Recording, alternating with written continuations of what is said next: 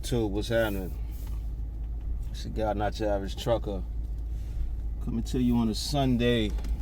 The heck is today? I think today's like the 25th, man, of August. Really quick video.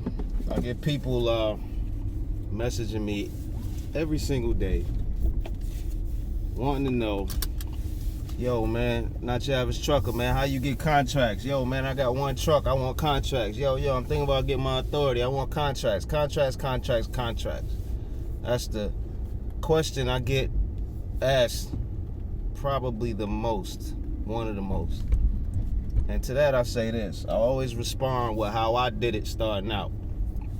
And the problem is, a lot of people think that I got some secret password, or some secret potion you drink, or some secret app you download to make, getting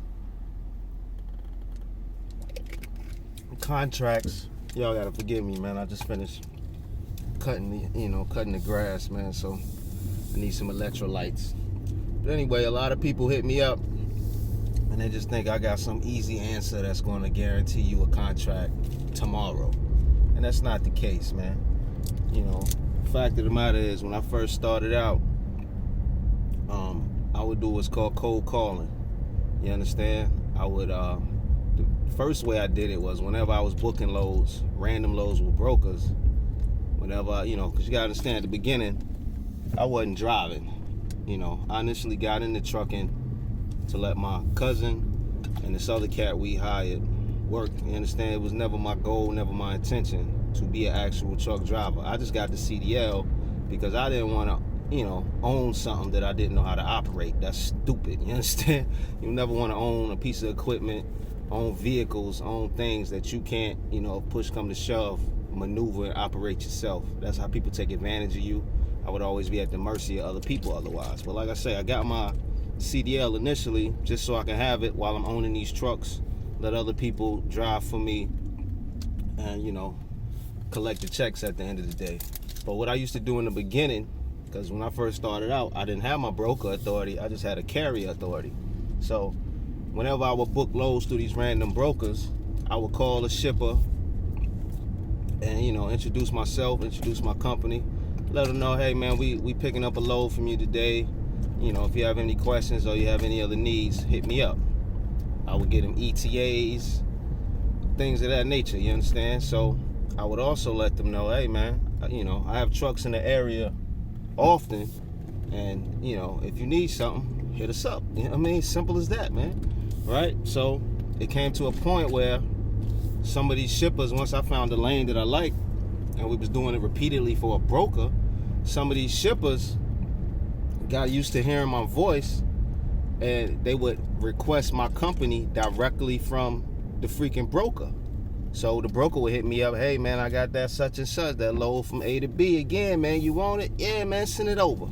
And I would repeat the process, same thing. Call the shipper, hey man, ETA is this, the driver's on, he's empty at his last spot, he's on his way to you. I would do the same thing with the receiver. So then I began to say, look man, how do I go about submitting a bid for you all? We do this lane all the time, and you're always using Best Logistics or freaking whoever the broker was, C.H. Robinson. I would love the opportunity, to just, bid directly, and you could just hire us directly. Yeah, I get it, man. When you get a rate confirmation from a broker, fine print says that you're not supposed to do that. Fact of the matter is, that's how I've gotten pretty much all of my contracts in the beginning was from a load that I initially got from a broker to start with. And I started, making cold calls and doing things of that nature in order to get rid of the broker. I've yet to be sued by a broker. I've yet to have a broker contact me saying, hey, I see that you're doing that load for such and such now. That has never happened to me in 10 years.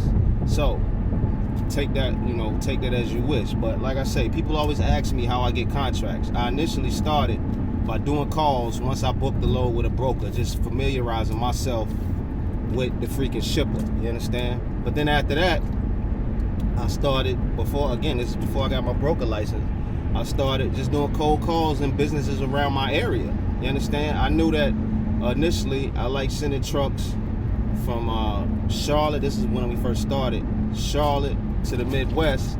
So I start calling, you know, companies in my area that was always doing loads that way. Like, look, man, my name is such and such. I'm representing such and such. We have trucks that are always in this area. You know, how do I go about submitting a bid from you? And that's how I did it. Cold calling. You know, that's freaking business 101. That's freaking marketing 101. That's sales 101. And sometimes you just got to hit up the phone book, hit up Google, and just start calling people. Because all they can say is no, nah, I'm good. But what I noticed a lot is people were interested, because you find that, this is again before I got my broker's license. I was in business 3 years before I got my broker's license, but you find that a lot of these shippers, a lot of these customers like dealing with the same carriers repeatedly, you know, versus dealing with a broker that's going to send a random truck to them every single time. Truck might not show up, truck on time, truck might not deliver on time, equipment might be raggedy, all types of things. So, you know, that's one less thing for a shipper or a receiver or whatever is to worry about, is the carrier. So I found that a lot of times, once they start getting familiar with us, they would just rather deal with us directly than a bunch of random ABCD, you know, trucking companies that show up repeatedly. So again, I tell people all the time, number one way, you know, if you're a one truck operation or you whatever, cold call, man. Period. Just make these phone calls, let them know you got trucks in the area. They don't have to know how many equipment, you know, how many tractors, how many trailers you have, unless they freaking ask. You understand? You just find out, how do I go about submitting bids? Because when I first started getting contracts, I only had 2 trucks, and I landed my first freaking contract that required 5 loads a week, and they needed 2 drop trailers at their property at all time, and I only had 2 trucks, 2 trailers. And guess what?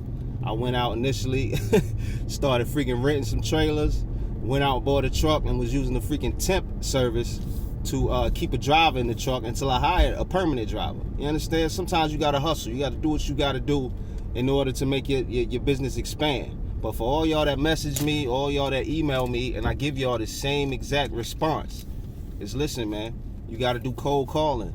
That's how I did it. I can only speak for how I did it. I can't speak for how JoJo on his YouTube channel did it. I can't speak for how Carrier X on the other side of town did it. I can only speak for how I did it initially, before I had my broker's license. You know, once I got my broker's license, it's a whole nother ball game. I got access to other avenues in which to submit bids for freight.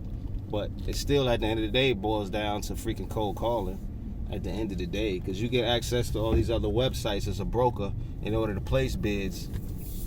You know, there's other marketplaces out here, but you know, that's like a case-by-case basis. It's not necessarily contracted stuff. And then at the on top of that, why is this clown here? Yeah, I just need tires, son. I still don't know why they make y'all stand out here, man. It's, you know, we can all read and touch a screen. It's stupid. Well, some old people have really hard time with it. And then we have like mystery shoppers, and we get points off of that. No doubt. Appreciate you. My bad, man. I'm at this freaking car wash. But anyway, like I said, cold calling, number one way to do it. Number 2 way is when you booking loads directly through these freaking brokers. Customer service. Call these shippers directly. You understand? A lot of times, the shipper isn't necessarily the customer, but you don't know that until you try. But at the end of the day, always customer service, man. Introduce yourself to these shippers, these receivers, and let them know, look, I always had trucks in this area. Always. If you need something, let me know. And come through on that, because your phone will start ringing.